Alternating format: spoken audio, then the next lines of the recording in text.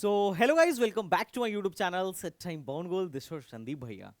और गाइस, जो लोग मुझसे जेई अल्टरनेटिव के बारे में अक्सर पूछ रहे थे, ये वीडियो उनके लिए है। एक्चुअली मैं बात करने वाला हूँ कि बीटेक कॉलेजेस सीयूईटी के थ्रू कौन कौन से कॉलेजेस हैं जो सीयूईटी के थ्रू एडमिशन देने वाले हैं। मतलब अगर आप इस बार सीयूईटी का एग्जाम दे रहे हो तो उसके बिहाफ पे, जैसे जेई मेन के बिहाफ पे आप बहुत सारे डिफरेंट डिफरेंट स्टेट के इंजीनियरिंग कॉलेजों में अप्लाई कर पाते हो और एडमिशन ले पाते हो। उसी तरीके से सीयूईटी भी एक बड़ा एग्जाम है और सीयूईटी के स्कोर को भी बहुत सारे इंजीनियरिंग कॉलेजेस, बहुत सारे प्राइवेट कॉलेज, बहुत सारे गवर्नमेंट कॉलेज क्या करते हैं, सीयूईटी के स्कोर को भी एक्सेप्ट करते हैं। तो सीयूईटी के स्कोर पर कहाँ कहाँ आपका एडमिशन होने वाला है। कई बार ऐसे होता है कि कुछ कॉलेज जेई से भी एडमिशन ले रहे हैं और सीयूईटी से भी एडमिशन ले रहे हैं, और पता चलता है जेई से कंपटीशन ज़्यादा हाई था और सीयूईटी से कंपटीशन बड़ा लो था। ऐसा भी होता है और मैंने कई बार इस चीज़ को महसूस भी किया है। कई बार सीयूईटी के थ्रू काउंसलिंग कराने पर कंपटीशन ज़्यादा मिल जाता है और जेई वाला लो होता है। तो ये डिपेंड करता है और इस पर भी मैं बात करने वाला हूँ। तो जेई के अल्टरनेटिव के बारे में अगर आप देख रहे हो तो सीयूईटी एक हो सकता है, लेकिन ये उन्हीं के लिए है जिनकी स्थिति बहुत दयनीय है, बहुत गिरी हुई है ना। हालांकि सीयूईटी में भी कुछ अच्छे कॉलेजेस हैं, नो डाउट, और उन्हीं की लिस्ट में दिखाने वाला हूँ और कौन से कॉलेज आपको प्रेफर करने चाहिए। क्योंकि ज़्यादातर सीयूईटी के कॉलेज तो मुझे भाई बहुत लो लगे, मतलब एक्सपेक्टेशन से बिलो एक्सपेक्टेशन लगे मेरे को। अगर तुम्हारी जगह मैं होता तो मैं नहीं जाता, बट फिर भी तुम्हें जानने की ज़रूरत है कि सीयूईटी से कहाँ कहाँ अपॉर्चुनिटीज़ हैं। तो मैं दो टाइप के कॉलेजेस हैं सीयूईटी में। एक तो भाई साहब सेंट्रल यूनिवर्सिटी और स्टेट यूनिवर्सिटी के कॉलेजेस हैं जो गवर्नमेंट कॉलेजेस हैं, और दूसरे उनकी लिस्ट है जो प्राइवेट कॉलेजेस हैं। तो अभी गवर्नमेंट कॉलेजों का चल रहा है, लेकिन जिनको प्राइवेट कॉलेजों में भी इंटरेस्ट है कि भैया मैं प्राइवेट कॉलेज या प्राइवेट यूनिवर्सिटी के बारे में जानना चाहता हूँ जो सीयूईटी के स्कोर को लेती हैं, तो बोलना, मैं उस पर वीडियो बना दूंगा। अब मैं सीयूईटी वाली वीडियो इसलिए बना रहा हूँ क्योंकि सीयूईटी में स्कोर करना बहुत आसान है। सिर्फ और सिर्फ क्लास 12 का ही सिलेबस आता है और सिलेबस जेई से कई गुना ज़्यादा इजी है। मतलब formula based, theory based questions आते हैं। अगर किसी ने एनसीईआरटी भी अच्छे ढंग से पढ़ी है तो सीयूईटी में अच्छा स्कोर करके आएगा। बेसिकली अगर तुम्हारी जेई की जीरो प्रिपरेशन है और तुम बोर्ड्स भी ठीक से कर रहे हो ना, तो सीयूईटी इजीली क्वालिफाई कर ले जाओगे और इन सारे कॉलेजों में इजीली एडमिशन हो जाएगा। ये कोई बहुत टॉप कॉलेजेस नहीं हैं। तो चलो पहले हम इन कॉलेजों की लिस्ट देखते हैं, और इसमें नो डाउट एक आध कॉलेज अच्छे हैं और वो मुझे पसंद भी आते हैं, और मैं इसकी तारीफ भी करता हूँ। बट कोई नहीं, चलो शुरू करते हैं गाइज। तो सीयूईटी में जो एडमिशन, जो सीयूईटी में जो सबसे बेस्ट कॉलेज है, जहाँ पे मैं हर एक बच्चे को कहूँगा कि अगर आपको एनआईटीज ट्रिपल आईटीज नहीं मिल पा रही हैं, या अच्छी वाली ट्रिपल आईटी नहीं मिल पा रही है, या अच्छी वाली जीएफटीआई नहीं मिल पा रही है, तो आप इस कॉलेज को जरूर प्रीफर कर सकते हो। एक कॉलेज है cluster innovation centre, Delhi university का कॉलेज है। एडमिशन जो होता है सीयूईटी के स्कोर पर होता है। काउंसलिंग आपको डीयू वाले पोर्टल से जाके करनी पड़ती है, और यहाँ पर सिर्फ बीटेक का एक ही कोर्स है, that is IT and mathematical innovation. और जो ट्रेडिशनल हमारी इंफॉर्मेशन टेक्नोलॉजी ब्रांच थी, उसी को स्पेशलाइज्ड करके बनाया गया है, और इसमें मैथमेटिक्स का बहुत अच्छा टच दिया गया है। और ये ब्रांच सच में बहुत ही ज़्यादा मतलब अपडेटेड ब्रांच है, और ऐसा नहीं है कि आउटडेटेड सिलेबस नहीं है, काफ़ी ज़्यादा अपडेटेड सिलेबस यहाँ पढ़ाया जाता है। और हालांकि इस कॉलेज में इनका प्लेसमेंट सेल नहीं है, तो ये प्लेसमेंट जो है मैंने ऐसे ही गूगल से अनऑफिशियली उठाया है, वहाँ के बच्चों और बाकी लोगों के रिव्यूज़ देख के, जो बच्चे वहाँ के रिव्यूज़ देते रहते हैं, वहाँ से मेरे को आइडिया लगा कि हाँ भाई इनका प्लेसमेंट क्या है, कोई ऑफिशियल प्लेसमेंट नहीं है। बट ये जो कॉलेज है ओवरऑल, दैट्स सीआईसी में अपने भी कुछ स्टूडेंट्स पढ़े थे। तो ये कॉलेज जो है काफ़ी एक शानदार कॉलेज है और नॉर्थ कैंपस में है, और नॉर्थ कैंपस ऑब्वियसली बात है दिल्ली यूनिवर्सिटी का बहुत ही बढ़िया है। हॉस्टल की प्रॉब्लम आपको हो सकती है, कुछ जो लड़कियां हैं या कुछ टॉपर्स वॉपर्स को ये लोग, यहाँ के प्रोफेसर्स दूसरे डिपार्टमेंट के हॉस्टल में एडजस्ट करा देते हैं, बट ओवरऑल कॉलेज बढ़िया है। ये इनोवेशन के लिए बड़ा बढ़िया कॉलेज है। यहाँ के बच्चों का माइंडसेट ही इनोवेशन के लिए, कोडिंग कोडिंग कल्चर यहाँ का बहुत ही शानदार है। जी शॉक में हर बार यहाँ दो तीन बच्चे फोड़ते ही फोड़ते हैं।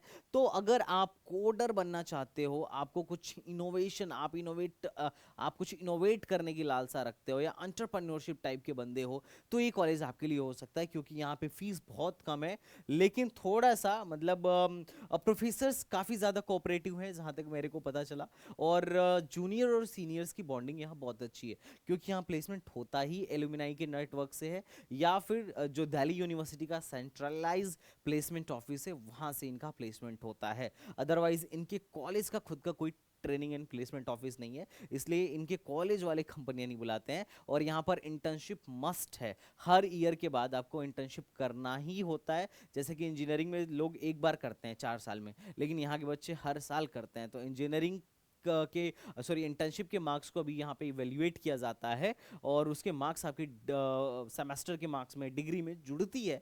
तो it's a very good curriculum of this college, you can join.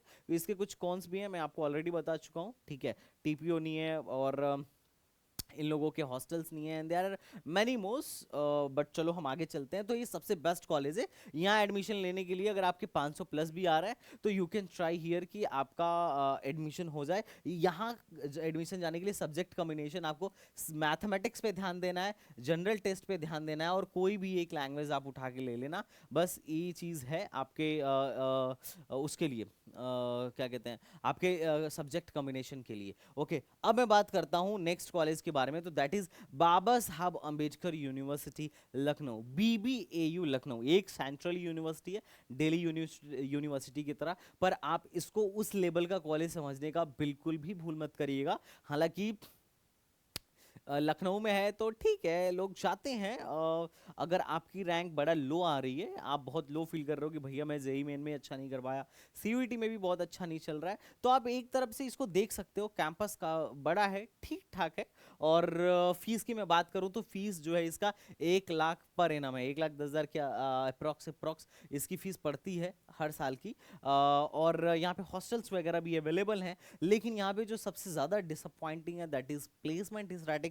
Placement जो है, मेजोरिटी जो मैंने प्लेसमेंट स्टैटिक्स देखा, जो इन्होंने डेटा दिया, ज़्यादातर लोगों का एमबीए वालों का तो ठीक था थोड़ा, मेजोरिटी लोगों का 2.4 लाख से 4 एलपीए के बीच में ही था।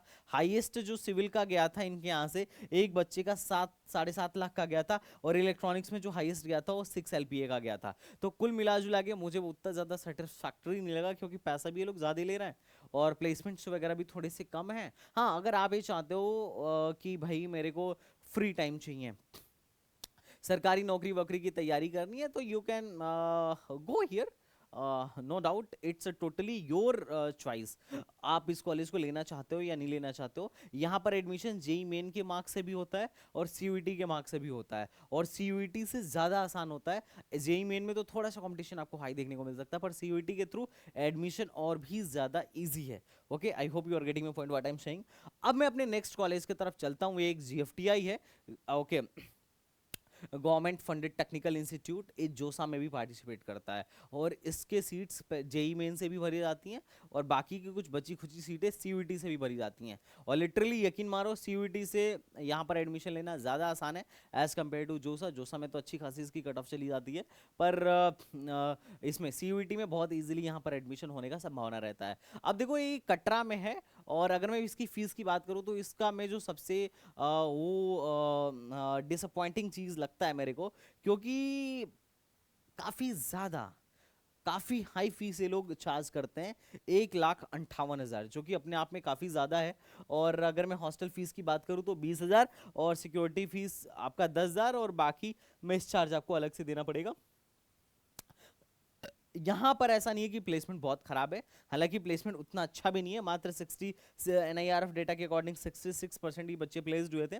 और ये जोसा और सीसैप से भी लेने वाला है एडमिशन, और सीयूईटी के सेल्फ काउंसलिंग से भी एडमिशन लेने वाला है। एवरेज पैकेज यहाँ का 5.5 एलपीए पिछले बार का था। और ये कुछ कंपनीज थी, जैसे टीसीएस यूएससीएस यहाँ से बल्क में उठा के लेके गई थी बच्चों को, तो ये कुछ कंपनीज थी जिसका आइडिया आपको देख के मिल जाएगा कि हाँ, अडानी ग्रुप वगैरह आई थी, 2 प्लेनेट स्पार्क आई थी, एक्सिस बैंक आया था, महिंद्रा फाइनेंस, और देर आर मैनी कंपनीज जो यहाँ पर आती हैं। ऐसा नहीं है कि प्लेसमेंट नहीं होता है, थोड़ा बहुत प्लेसमेंट होता है। अब यहाँ अगर आप पढ़ना चाहते हो तो आपको सीयूईटी का एग्जाम देने के लिए आपको लैंग्वेज टेस्ट और प्लस फिजिक्स और मैथमेटिक्स लेना पड़ेगा। अगर आप इन तीनों के साथ, इन तीनों सब्जेक्ट कॉम्बिनेशन के साथ एग्जाम दे रहे हो, तो आप एसएन वीडियो में एडमिशन लेने के लिए एलिजिबल हो जाओगे। और एडमिशन कैसे होगा, तो इनकी अपनी खुद की काउंसलिंग होगी। हालांकि बहुत सारी ऐसी यूनिवर्सिटीज़ हैं जो अभी सीयूईटी के पोर्टल पे रजिस्टर्ड नहीं हुई है, वहाँ दिखा नहीं रहा है, और फॉर्म भरते टाइम भी ये ऑप्शन में नहीं आ रही है, पर आगे आने वाले टाइम में ये ऑप्शन में आने लगेंगी। इनफैक्ट अगर ऑप्शन में नहीं भी चूज करते हो ना, तो भी जब इनकी काउंसलिंग स्टार्ट होगी तो आप वहाँ अप्लाई कर सकते हो। आपके पास बस एक सीयूईटी का वैलिड स्कोर कार्ड होना चाहिए, तो इतना ज़्यादा आपको परेशान होने की ज़रूरत नहीं है। मैं अगले कोर्स के बारे में बात करता हूं, तो इस यूनिवर्सिटी से तो सारे लोग भली भांति परिचित होंगे। एनआईआरएफ रैंकिंग में भाई साहब काफ़ी तगड़ा है। इसका इंजीनियरिंग डिपार्टमेंट जो है वो आईआईटी बन चुका है, लेकिन ये जो इंजीनियरिंग है, जैसे बीटेक इन फूड टेक्नोलॉजी और बीटेक इन डेयरी टेक्नोलॉजी, ये एग्रीकल्चर डिपार्टमेंट के अंदर चलता है, आईआईटी के अंदर नहीं चलता है, और इसकी डिग्री आईआईटी बीएचयू की नहीं आएगी, एग्रीकल्चर डिपार्टमेंट से ये संबद्ध है। अगर अब मैं बात करूं सब्जेक्ट की, तो भाई साहब अगर इसमें आपको एडमिशन लेना है तो आपको फिजिक्स केमिस्ट्री मैथ में एडमिशन लेना होगा, और इसकी फीस 70 से 80 हज़ार पर ईयर मिल जाएगी। हॉस्टल यहाँ पर मिलता नहीं है, आगे चल के हो सकता है कि मिले, और मुझे लगता है कि अब मतलब हालांकि फूड टेक्नोलॉजी वगैरह काफ़ी अच्छा है, मतलब फूड में है स्कोप, फूड टेक्नोलॉजी में ऑब्वियसली स्कोप है फॉर फूड इंडस्ट्री बहुत बड़ी है, लेकिन मेरे को लगता है कि इधर आपको फूड और डेयरी में तभी जाना चाहिए। अब जैसे डेयरी वेरी में जाना है तो आपको आईसीआर देना चाहिए, एनडीआरआई में जाना चाहिए। ये सब तो बहुत नए कॉलेज हैं, ये तो अभी लॉन्च हुआ है ये कोर्स, ये तो बीएचयू में था भी नहीं, तो मेरे हिसाब से तो मेरे को इतना वर्थ इट नहीं लगता है, क्योंकि अगर आपको इसी में जाना है तो आप एनडीआरआई में जाओ। इस डिपार्टमेंट के फूड और डेयरी की अगर आप ब्रांच से कॉम्प्रोमाइज कर रहे हो, तो उस डिपार्टमेंट के लिए जो बेस्ट कॉलेज है वहां जाओ। वैसे भी इतना ज्यादा कंपटीशन नहीं है जितना इंजीनियरिंग में सीएस वगैरह के लिए कंपटीशन है। तो मेरे हिसाब से ठीक है, जो लोग जा रहे हैं जाएं, वर्थ इट भी है, अगर आपको इंटरेस्ट आ रहा है तो वर्थ इट है। अदरवाइज तो आप यहाँ की जो बीएससी है बीएचयू की, मुझे ज़्यादा सही लगती है। इवन एग्रीकल्चर की बीएससी भी ज़्यादा सही लगती है। बाकी आपकी चॉइस है, आपको अगर इंटरेस्ट आ रहा हो तो जाइए। मैंने बहुत सारे बच्चों को ऐसा देखा है जो जोश जोश में बीएचयू के नाम पे ले लेते हैं इन कोर्सेज को, BTech in food technology, BTech in dairy technology, और बाद में ड्रॉप आउट करके भाग जाते हैं। रीज़न है कि भाई इंटरेस्ट भी तो आना चाहिए, करियर भी तो अपना देखना चाहिए। मैं ऐसा नहीं कह रहा बीएचयू अच्छा नहीं है, BHU is the one of the best university of India, और इसने चूंकि नया कोर्स लॉन्च किया है तो ठीक है, सही ही होगा। अच्छा, कुछ फर्जीवाड़े लोग इसका प्लेसमेंट प्लेसमेंट सब दिखा रहे हैं, ठीक है, आई डोंट नो कहाँ से दिखा रहे हैं, और वेबसाइट पे तो मेरे को नहीं मिला, ठीक है। तो ठीक है, आप जा सकते हो, लेकिन फूड डेयरी और जो लोअर ब्रांचेस हैं, मैं कोई भी ब्रांच लोअर नहीं होता है वैसे तो, सब एआईसीटी के नज़र में सब इक्वल हैं, बट आप थोड़ा सोच समझ के लीजिएगा, ये मेरी तरफ से राय रहेगी, ठीक है। तो यहाँ पर सब्जेक्ट कॉम्बिनेशन आपका फिजिक्स केमिस्ट्री मैथ है। एलिजिबिलिटी आपका 10+2 होना चाहिए और 50 नंबर से ज़्यादा होना चाहिए, और एज आपका 23 1 जुलाई से कम का होना चाहिए। हॉस्टल में प्रॉब्लम आपको आ सकती है, बाहर रहना पड़ सकता है, उसका खर्चा आप अलग से जोड़ लीजिएगा, और अगर हॉस्टल मिल जाता है तो उससे बढ़िया बात क्या है। फिर नेक्स्ट कॉलेज है आपका, ये एमपी में पड़ता है, देवी अहिल्या विश्वविद्यालय। ये हो सकता है कि आपको वेबसाइट पे लिस्टेड ना दिखे, पर यहाँ पे इंटीग्रेटेड कोर्सेज हैं बीटेक प्लस एमटेक के, और यहाँ पर आईओटी इंटरनेट ऑफ थिंग्स और इलेक्ट्रॉनिक्स और एआई एंड डेटा साइंस और इंफॉर्मेशन टेक्नोलॉजी जैसी ब्रांचेस आपको देखने को मिल जाएंगी। और अगर मैं सब्जेक्ट कॉम्बिनेशन की बात करूं तो आपको फिजिक्स केमिस्ट्री मैथ के साथ साथ इंग्लिश का भी एग्जाम देना पड़ेगा, और एलिजिबिलिटी क्राइटेरिया जो है आपका है ये आपका 10+2 पास आउट होना चाहिए मिनिमम 50% मार्क्स से, ओके। और इसकी फीस बहुत कम है, 15.5 15,500 इसकी फीस है। तो देवी अहिल्या एक अच्छा कॉलेज माना जाता है, जाना माना कॉलेज है। और अगर मैं इसकी मिडियन सैलरी की बात करूं तो दैट इज 6.5 एलपी, और परसेंटेज प्लेसमेंट यहाँ का 80% है। तो this is the one of the good college, इसमें भी आप ट्राई कर सकते हो, पर एमपी वालों को यहाँ ज़्यादा फायदा होता है, बाहर वालों को थोड़ा कम ही फायदा होता है। ओके, तो आई होप आपको समझ में आ गया होगा इसके बारे में। अब मैं बात करता हूँ अपने नेक्स्ट कॉलेज के बारे में, और मैं आपको एक बात और बता देता हूँ, इस बार सिर्फ और सिर्फ आप 6 ही सब्जेक्ट का कॉम्बिनेशन ले सकते हो। जैसे पहले सीयूईटी वाले अनलिमिटेड मतलब बहुत ज़्यादा 9 कोर्सेज तक का परमिशन देते थे, पर इस बार सिर्फ और सिर्फ 6 ही कोर्सेज ले सकते हो। तो आप देख लीजिएगा, फिजिक्स केमिस्ट्री मैथ तो अपना डोमेन सब्जेक्ट है, ज़्यादातर बीटेक में एडमिशन लेने के लिए ज़्यादातर कॉलेज अपना डोमेन सब्जेक्ट में फिजिक्स केमिस्ट्री मैथ ही ले रहे हैं, और एक जनरल टेस्ट और इंग्लिश। मुझे लगता है ये 5 सब्जेक्ट आपको, अगर आप ये 5 सब्जेक्ट चूज करते हो तो जितने भी कॉलेजेस बीटेक या बीएससी दे रहे हैं आप सबके लिए एलिजिबल हो जाओगे। मिनिमम 3 सब्जेक्ट तो आपको चूज करना ही पड़ेगा, फिजिक्स केमिस्ट्री और मैथ, ठीक है। लेकिन अगर फिजिक्स केमिस्ट्री और मैथ में रह गए तो सीआईसी वगैरह में आपका एडमिशन नहीं हो पाएगा।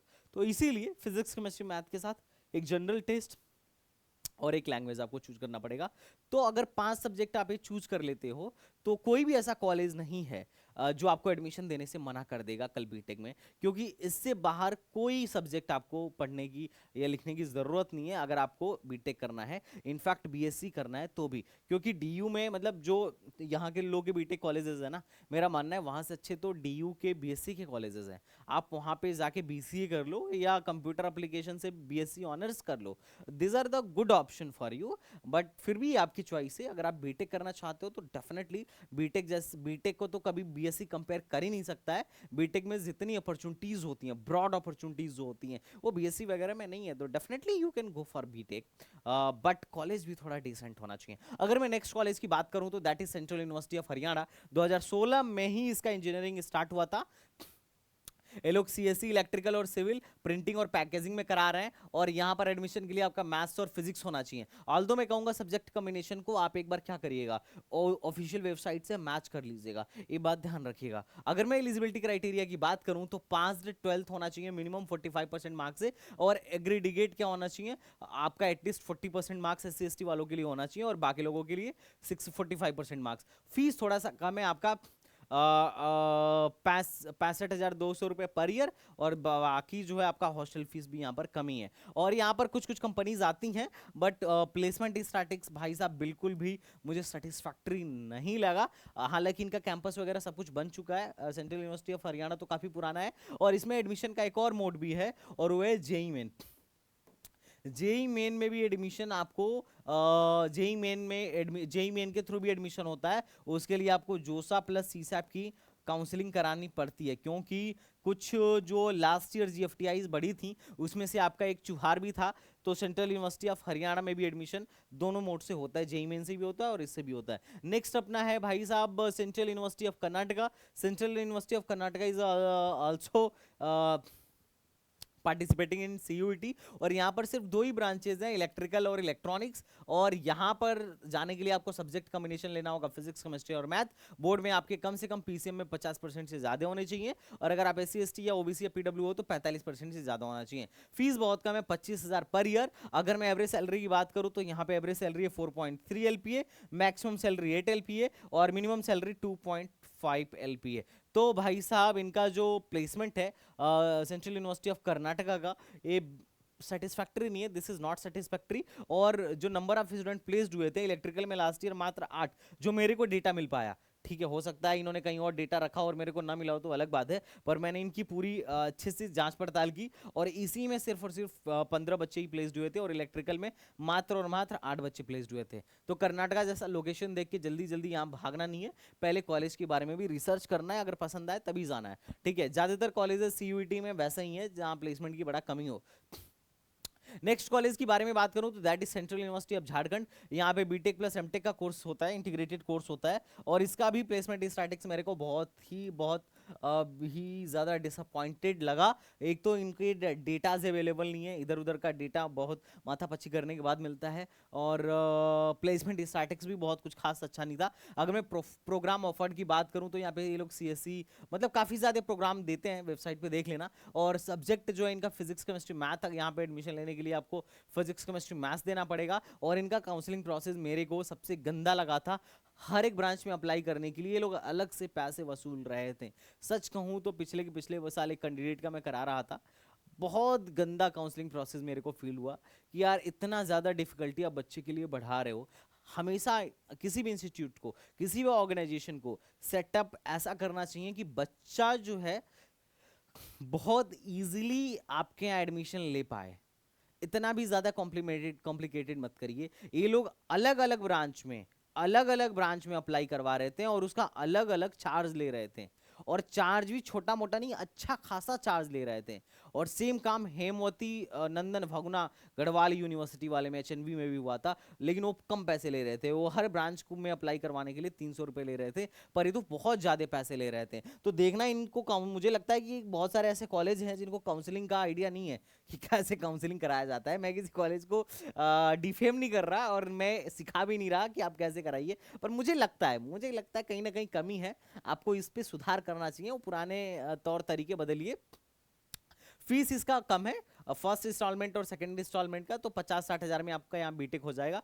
प्लेसमेंट का कोई प्लेसमेंट स्टैटिक्स मेरे को ऐसा खास नहीं मिला जो मैं आपको दिखा सकूं। बाकी अगर इनके पास हो और मेरे को मिले तो जरूर मैं दिखाना चाहूंगा। अगर मैं बात करूं तो नेक्स्ट है एचएनबी गढ़वाल, ये भी एक सेंट्रल यूनिवर्सिटी है और वही इनका भी फीस, सॉरी,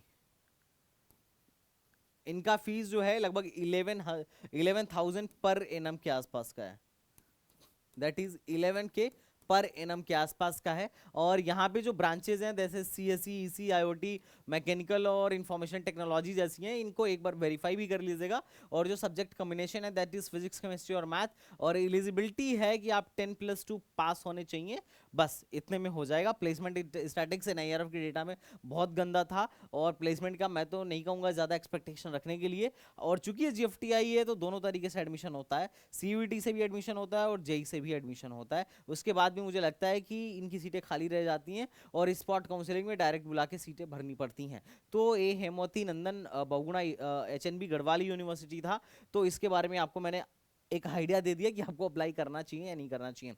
उसके बाद बात करते हैं नेक्स्ट कॉलेज की, दैट इज जीजीएस आईपीयू। ये है इंद्रप्रस्थ यूनिवर्सिटी। अब आपके मन में सवाल आएगा कि सर आईपीयू की तो आप काउंसलिंग जेईई मेंस से करा रहे हो, तो क्या सीयूईटी से भी आईपीयू मिलता है? तो हाँ भाई मिलता है, लेकिन सिर्फ और सिर्फ बायोटेक्नोलॉजी जैसी ब्रांच मिलती है। आपको अगर BTech in computer science, BTech in electronics, BTech in mechanical फलाना ढिमकाना अगर आपको चाहिए तो वो ब्रांचेज आपको जेईई मेंस के ही मिलेंगी, जेईई मेंस से ही मिलेंगी और जीजीएस आईपीयू की काउंसलिंग के थ्रू मिलेंगी। और यहाँ पर आपको अगर बायोटेक में एडमिशन चाहिए तो बायोटेक आपको मिलेगा सीयूईटी के थ्रू और काउंसलिंग होगी जीजीएस आईपीयू की।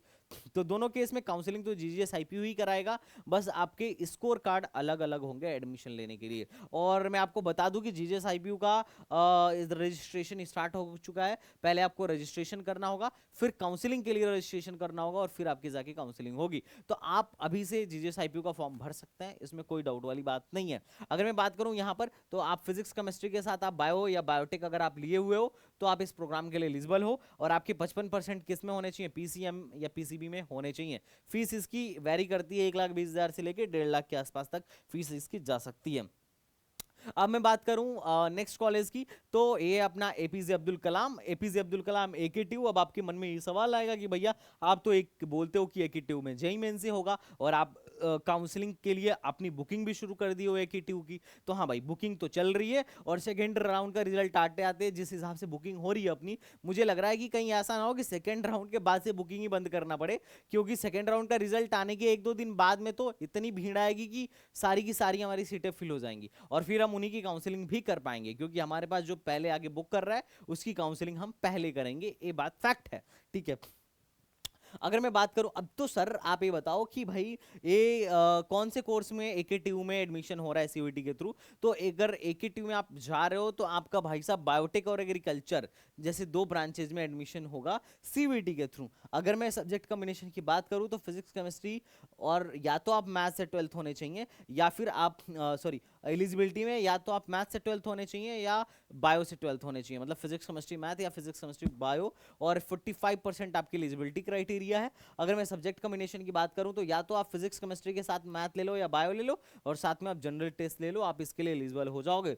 अब बात रही कि फीस क्या है, तो जैसे AITH है, there are many colleges in AKTU जो बायो टेक्नोलॉजी या एग्रीकल्चर देते हैं, तो अलग अलग कॉलेज की फीस आपकी अलग अलग है और उनका प्लेसमेंट स्टैटिक्स भी अलग अलग है। अब देखो बायोटेक वायोटेक से अगर तुम पढ़ रहे हो तो मैं तो यही कहूंगा फिर मास्टर्स के लिए जाना, IIT वाईटी से मास्टर्स करना है ना, यूजी में कुछ खास नहीं रखा हुआ है।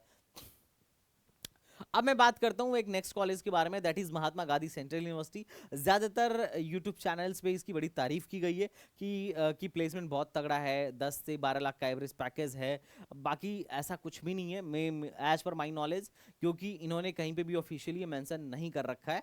और जो बताते हैं उनसे सोर्स पूछ लेना कि चाचा कहाँ देखे थे 10 लाख का एवरेज पैकेज, ठीक है। और यहाँ के कुछ बच्चों से बात हुआ तो मैं तो बहुत ज़्यादा सेटिस्फैक्ट्री नहीं हूँ। हो सकता है कि तुम्हें लगे कि मैं गलत बोल रहा हूँ, लेकिन मैं ये तुमसे बोलूँगा कि अगर तुम्हें यहाँ एडमिशन मिले कल, तो पहले एडमिशन क्लियर करने से पहले एक बार कैंपस जाके विजिट कराना। अगर अच्छा लगे कि हाँ सच में 10 लाख का एवरेज पैकेज है मोतिहारी में, तो बिल्कुल जाओ, otherwise you can leave this college.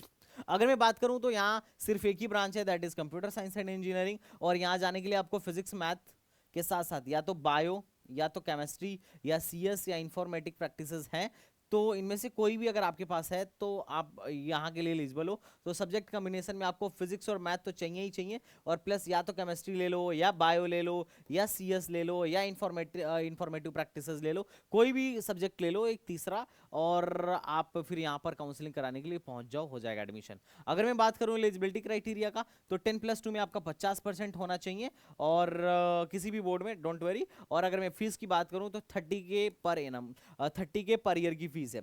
अब रही बात प्लेसमेंट की, तो देखो यार प्लेसमेंट में मैं ज़्यादा बोलना नहीं चाहूँगा, बहुत सारे यूट्यूबर्स ने बहुत बातें बता रखी हैं, गूगल पे भी बहुत रख रखा है, मुझे कुछ ऑफिशियली नहीं मिला, तो मैं इस पर चुप ही रहना पसंद करूंगा। लेकिन मैं तुम्हें एक सजेशन दूंगा, अगर इस कॉलेज में तुम्हारा एडमिशन होता है तो एक बार पहले जाके वेरीफाई करो, पसंद आए तो एडमिशन लो, नहीं पसंद आए तो कोई बात नहीं। हो सकता है कि मैं गलत हूँ, लेकिन अगर किसी के पास इसका प्लेसमेंट डेटा हो एक्चुअल वाला, तो बिल्कुल शेयर करना, नेक्स्ट वीडियो में जरूर इंक्लूड करूंगा।